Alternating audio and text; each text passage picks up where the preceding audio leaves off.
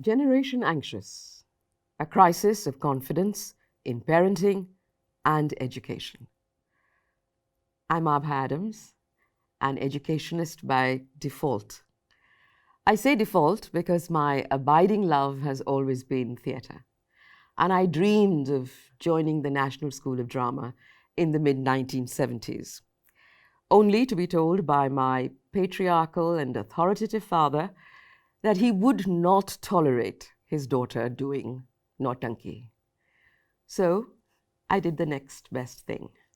I got a master's and taught theatre to undergraduates at my alma mater in Lady Shri Ram College, while pursuing the bright lights with Theatre Action Group, called TAG at that time, and Barry John for 6 blissful years. And then I headed off to do another master's in the UK, and yes, this time it was in the theatre arts. I made my way back to education in India via 7 years in the media with the BBC and arts management with the Arts Council of Great Britain. And on my return to India in 1992, I witnessed a very changed and different education scenario. I've had the privilege and good fortune to work with incredible teams of extremely committed and creative educators, and together we have conceptualized and developed 2 extraordinary schools of excellence. So, looking back on my 27 years in school education, what I want to share with you today is my growing concern about the state of the mental health and the emotional well-being of our children. It's a global concern and one that's gaining traction, but parents and schools in India have not had the platforms to engage in a discourse around this and find solutions. This mental health issue, in my experience, has snowballed in the last 5 to 7 years. So what do statistics tell us about the mental health amongst our young people? For children from 0 to 16 years of age, there's a prevailing rate of 12.5% when it comes to psychiatric disorders. For children aged 4 to 16, it is 12%. India is the most depressed country in the world, according to the World Health Organization, followed by China and the US. Suicide death rates in India are among the highest in the world, standing at 36 for every 100,000 young citizens. Student suicides in the country have increased 52%, from 17 every day in 2007 to 26 every day in 2016, according to data. We're also seeing an increase in learning disabilities, communication and behavioral disorders. More and more students are being diagnosed on the autism spectrum and with attention deficit disorders. And we realize just how significant inclusive education needs to be. And perhaps the most worrying of all, rates of depression, anxiety, and self-harm in our young have increased. India is facing a serious mental health crisis, with an estimated 56 million people suffering from depression and 38 million from anxiety disorders, according to a report by the World Health Organization dated March 26, 2018. In October last year, in an article in the Times of India, Namita Devi Dayal's headline was, "Stressed youngsters are self-harming." And it was shocking. What is self-harming? You might well ask. Well, 20 years ago, my colleagues and I would have asked ourselves the same question, but not anymore. Self-injury or self-harm is a phenomenon clinically described as non-suicidal, deliberate self-harm. Adolescents injure themselves with knives, blades, or even the pointed compass from the geometry box. This is increasingly coming to the attention of medical health professionals and educators in school. The self-mutilation, they say, is a method of coping with pent-up stress and anxiety. In extreme cases, if not addressed, it can lead to suicide. It is far more common among girls, but now boys are self-injuring too. Why? And when did this happen? The anxiety, depression, eating disorders, self-harm, and in some critical cases suicide didn't come together overnight. When I look back on it, it crept up on us, slowly but persistently. And parents and schools just didn't heed the warnings. So it began with eating disorders, the need to be size 0, emulating all the wasted waifs on the modeling ramps. So parents and schools tackled anorexia and bulimia as best they could. The identification of learning difficulties and behavioral conditions like autism, ADHD began to grow. And by the turn of the millennium, 2010, depression, panic attacks, and anxiety were identified in a small cohort. But it wasn't until 2013 that educators understood that we were at the brink of a widespread problem that cuts across social class and geographies. In order to understand why this was happening and the scale at which it presented itself, I began an ethnographic research study, talking to groups of young people, gathering material for a book scheduled for publication next year. I'm so grateful to all the students who met me to talk about the range of issues that they face. They spoke with such candor, honesty, and a mature understanding, and it gives me so much hope that they confront the environment they are growing up in, the challenges and stresses of this digital world that they are linked to by an umbilical cord, and see it for what it is. 8 to 18-year-olds appear to be overcome and overwhelmed by what they perceive to be various pressure points, from the ratcheting of academic pressure to the critical need to be accepted, liked, and to be pretty, handsome, and popular. They spoke with matter-of-factness about the levels of anxiety they faced, the panic attacks that followed, the depression and self-harm that they had experienced or seen their friends undertake. For many, psychiatric help and therapists were a norm. And indeed, for some, it had become a fashion statement. In all of this, the two pillars that have traditionally supported children, parents and school, appear to be bedeviled by their own problems. There is a lack of balance, with parents and schools either being totally absent or hovering 24/7. Let's take a look at the pressure points that they spoke about. Yes, top of the list, pressures of parental expectation and academic pressure. Practically all the students I spoke to were unanimous in regarding this as insane. 80% of young people are saying that exam pressure has significantly impacted on their mental health. The impending uncertainty of securing a place at university snowballs into a huge amount of academic pressure to perform. They feel the stress of competition. Everything depends on the marks you get. There are so many qualifying exams to take. SAT, NEET, GRE, IIT, CLAT, you name it.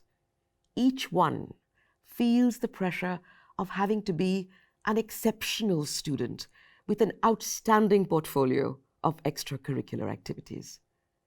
For many, this comes directly from their parents, and the focus on losing marks starts as early as junior school. This is what a few students had to say. So in their own voices, I'm anxious before any exam. I'm a gone case. I see the question paper and I tell myself, you can do this. But I'm beset by worries. I have learned to talk to myself, take deep breaths and try and calm myself down. Unquote. Another student says, I do go to a counselor who's a healer, and that has helped me, for my anxiety has reduced. Sometimes when I'm trying to work, to remember as I write, even in school, my hands start shaking. I used to get major panic attacks in grades 7 and 8, but I haven't had one for a while now. It's strange. I also get anxious when people are talking, and I wonder, are they talking about me too? Unquote. Acceptance is another pressure point. To be a part of the cool group, who are invariably well-to-do, well-dressed, with designer gear and gadgets to match. For children from middle-class families, that divide is impossible to overcome. One student says, I couldn't compete with the brands, the overseas holidays, and the parties they threw. There was the 16th birthday party with a champagne fountain. My 16th was pizzas and a sleepover. Who would want to be with me? Unquote. You might well ask, why are parents being so indulgent and throwing money on lavish birthday parties? But that's another new normal for our times. A whole industry has grown around every aspect of childhood and parenting. And we have a birthday party industry for very young ones, which offer you fire eaters, camels, giant wheels, clowns, puppet theatre, parties in play hubs, and return presents that range from inflatable swimming pools and, wait for it, Apple Watches. Meanwhile, the baby industry screams at young would-be mothers. They need changing stations, nurses to look after the newborns, designer baby grows, and prep for the birth of a newborn amongst the privileged involves trips overseas to return with the latest that is on offer.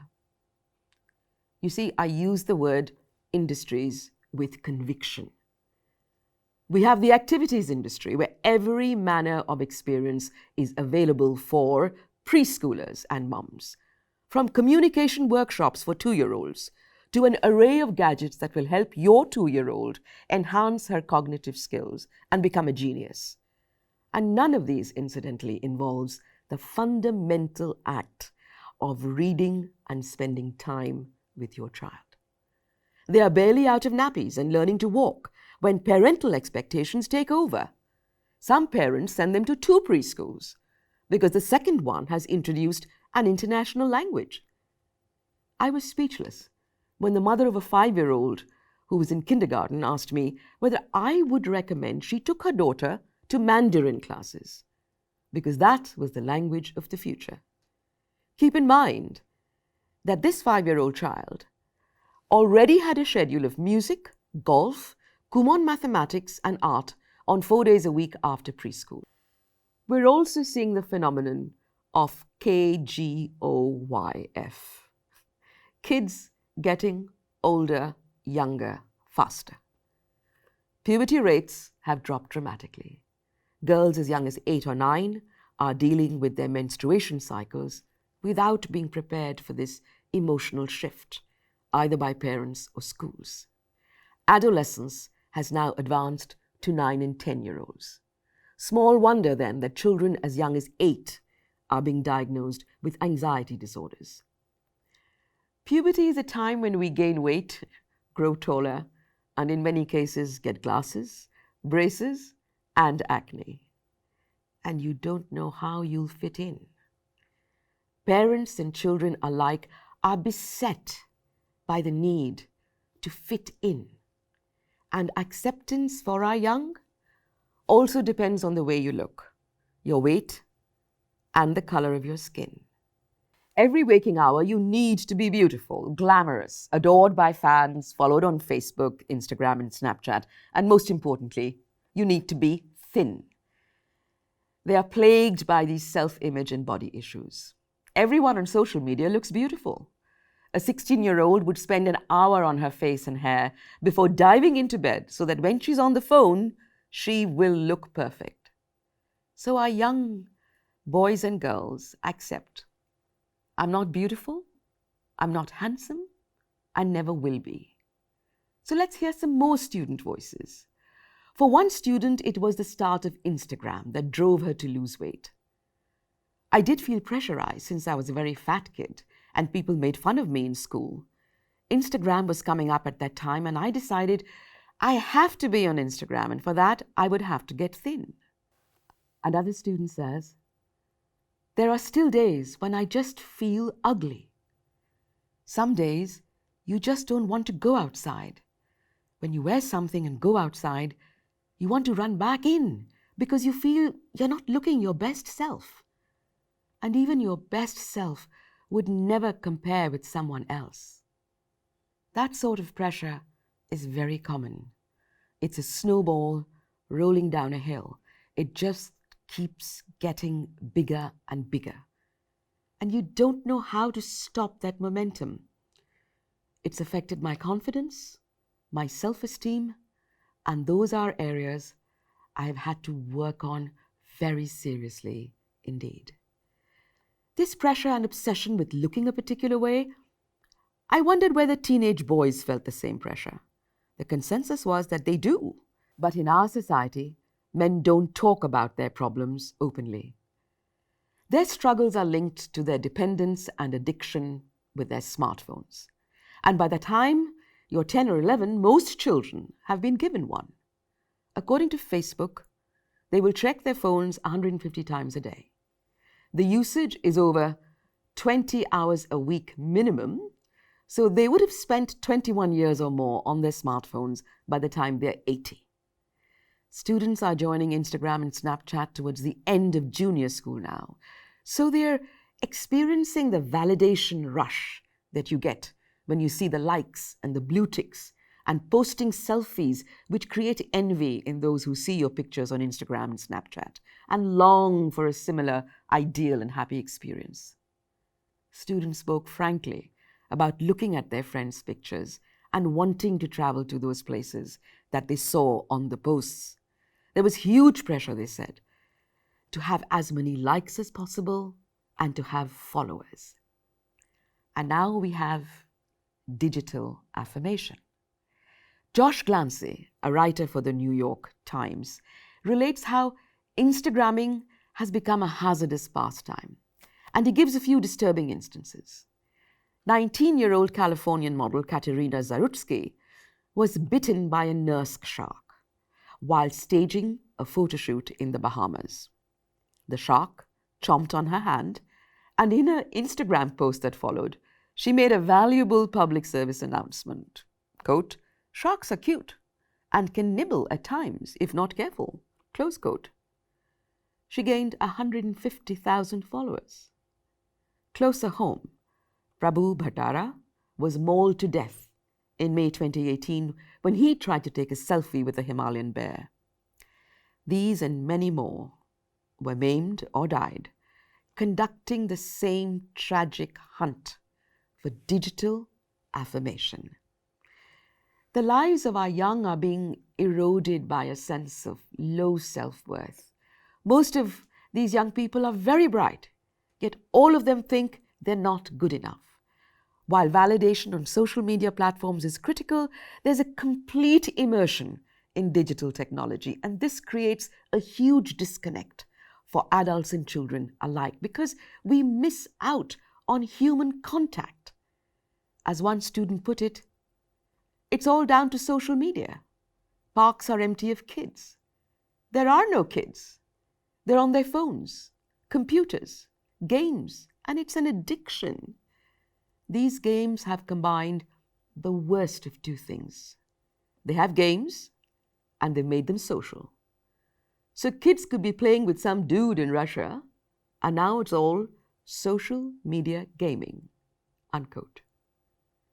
Along with this, we have disturbing instances of shaming, trolling, and cyberbullying.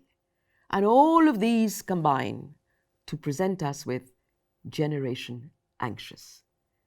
Parents and young adults are desperately seeking help from therapists and psychiatrists, and waiting times for an appointment could be up to 3 months in the NCR. there's an extreme shortage of mental health professionals, and a report in 2014 states it as low as 1 for every 100,000 people. When you hear 12-year-olds discussing their therapists during break time in school, you know that there is something dreadfully amiss. But the greatest indicator of this emotional disruption is self-injury and self-harm. According to Dr. Vidyasagar of Nimhans, Bangalore, we see this self-directed aggression across social strata. And one thing is clear: youngsters these days are under significant stress. Academic stress, interpersonal stress with peers or parents, or relationship-related stress.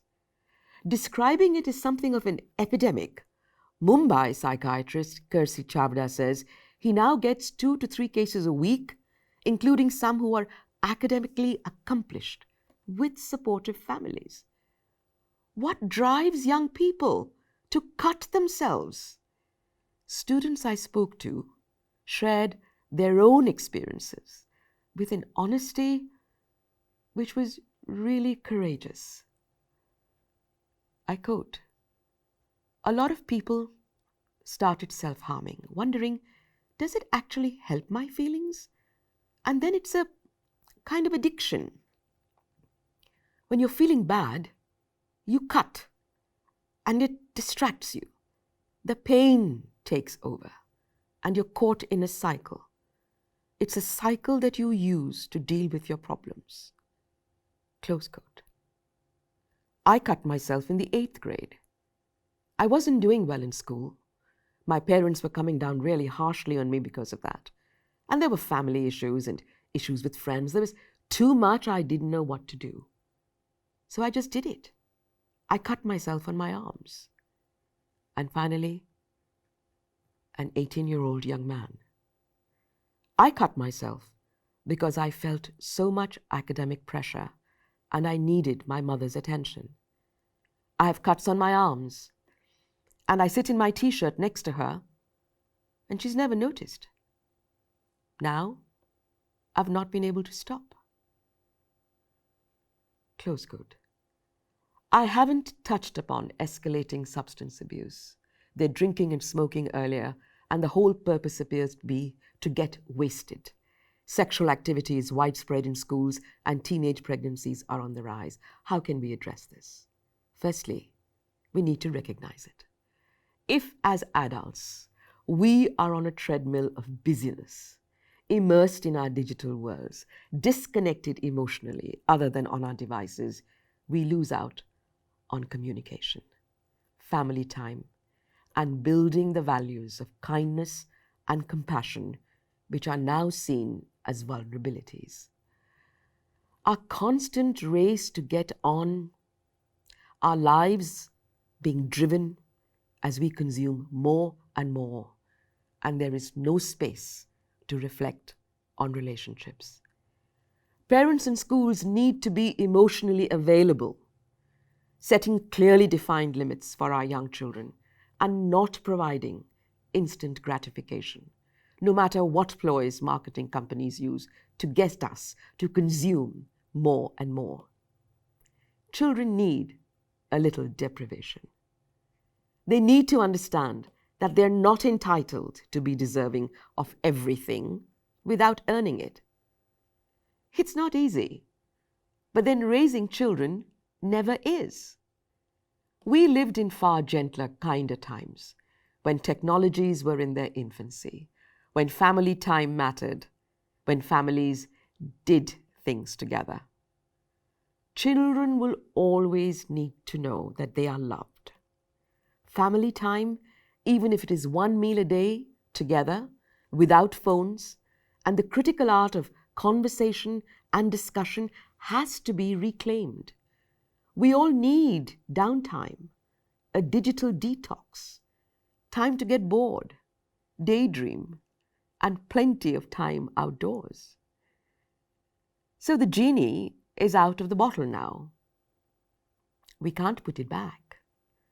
And it has to be managed with, in my opinion, a back to basics approach.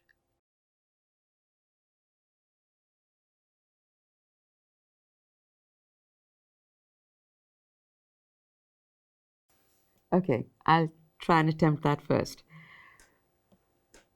They possibly, by virtue of geographically being where they are, perhaps have not had to deal with the consumer-driven pressures that students or parents and children in the cities have to deal with. But now keep in mind that mobile phones, the reach of mobile phones is everywhere. So aspirationally, their yearning for that remains, and they are on the same social media platforms as our young people in urban areas. So that sense of validation, that digital affirmation that I talked about, is still very much an issue with them. We may not have the birthday party scenario. We won't have the 24/7 consumer-driven parents because they do not have the means. But there are other aspirations and that they still have. And this lack of feeling good about themselves, when you completely relinquish your sense of self to validation from the external, that could possibly still be happening. But my ethnographic study does not cover them. This is an assumption I'm making. I couldn't agree with you more. It's a sad day when we have to teach a fundamental universal value like kindness. I think I did mention that kindness and compassion is now seen as a vulnerability.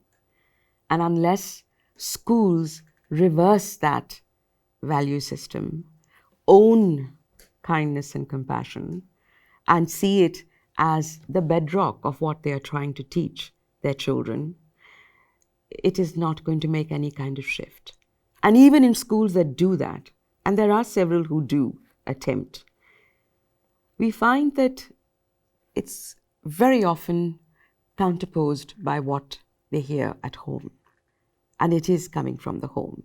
By and large, schools don't spew hatred. Schools generally talk of tolerance.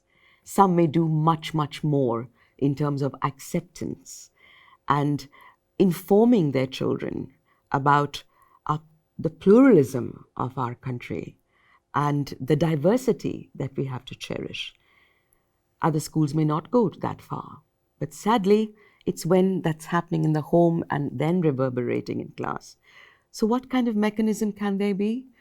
Two things, I think. I think in the first instance, schools need to be much more proactive about this, particularly in the times of hate that we live in, that they not only do that with the children, but they also have to hold this conversation and this dialogue with parents through their parent-school associations, through group meetings, whatever it is. And then the third, and I'd take that further, they have to take a stand. They have to take a stand, and they have to get out there if there is a protest about a hate crime, then school students have to stand up and be counted. But that means school administrators having the courage to stand up and be counted. You know, His Holiness the Dalai Lama's foundation, in conjunction with the University of Emory, has brought out what they have called SEAL, Social, Emotional, and Ethical Learning. And that weaves in strands of getting children to reflect on their behaviors, to understand loving kindness and gentle compassion, and to look at ways of promoting that in their lives, along with ethics. This is going global. It's free.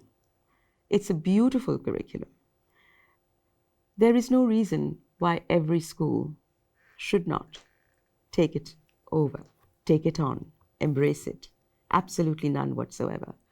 It has got nothing to do with any kind of faith and everything to do with building children who have that love at the center of their being.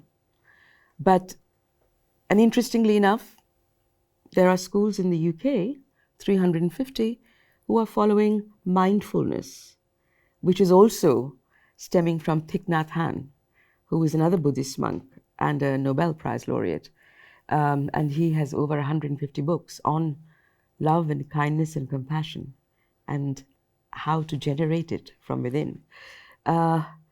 So I would hope that along with the happiness curriculum, that a kindness, that an understanding of small kindnesses is all that it takes for a happy person to make himself or herself happy and to make others happy. So yes, I agree. I've taken a long time saying I agree, but yes, I agree. I think that the two things have happened. In the first instance, as knowledge and the curriculum grow, the volume has increased. Things, we keep adding things. Time and time again, recommendations have been made that 30% of the curriculum should be cut because it's not relevant anymore. So we keep adding and it gets larger and larger and larger. There have been some brave attempts to bring in application-based assessments so that it is not based on memory alone, but on how you apply that as a concept. But when you consider the numbers who are being assessed, they find that multiple choice questions, MCQs, are a much easier way, a standardized way to check for understanding. And that doesn't allow a child to actually basically frame a particular answer at all in any kind of coherent language or strings of sentences. All you need to do is remember a fact, or you need to be able to guess the right one. So while some efforts have been made, we are a long, long way to making the curriculum truly relevant and to initiating an assessment system or a testing system that is based on application and thought as opposed to multiple choice, rote and memory. I think in many, many, many cases, I would say that the middle class finds itself being hopelessly outnumbered. And for the sake of their children, they try their level best to keep up with the Joneses, if you like. In many cases, there are some who have steadfastly stuck to their values and told their children, I'm sorry, we can't afford this. If you want X, something will have to go. We can't go on a holiday, or we will not be able to carry on with your football classes. And I have all this on sort of record. So I wouldn't be able to generalize. I would say that I see the tension present in those that have just said, if this is what it takes for my child to be happy, I will stretch that. I will do the overtime. I will not buy X, Y, or Z for myself, and I'll give her or him the phone. And for others who have said, sit down, this is our financial situation, and I'm sorry, but overseas holidays are not on the cards until you reach some date, whatever.